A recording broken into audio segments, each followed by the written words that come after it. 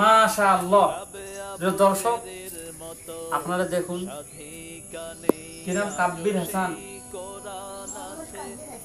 কাব্বির হাসান শান্ত খুব সুন্দর একটা গজল বলছে যে কাফন আমার আপন। এখানে আমি আরেকটা শব্দ বৃদ্ধি করতে চাই, আমল আমার আপন।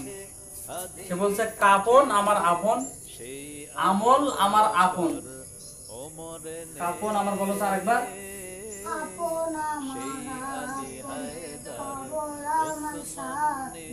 কবর আমার ঘাটি। কবর আমার সাথী কোনটা? ঘাটি। হ্যাঁ মাশাআল্লাহ, খুব সুন্দর ভাষায় সে যে বলছে। কাব্বির হাসানকে খুব ধন্যবাদ, আলহামদুলিল্লাহ। তাহলে কাফন আমার আমল, কবর আমার ঘাটি। এখানে আমি বলতে চাই আমল আমার আপন, কবর আমার ঘাটি। আমলটা যদি করি তাহলে আপনার আমার আমল থাকবে, আজীবন থাকবে। এই জন্য এই গজল থেকে আমরা অনেকগুলো বিষয় শিখতে পারলাম।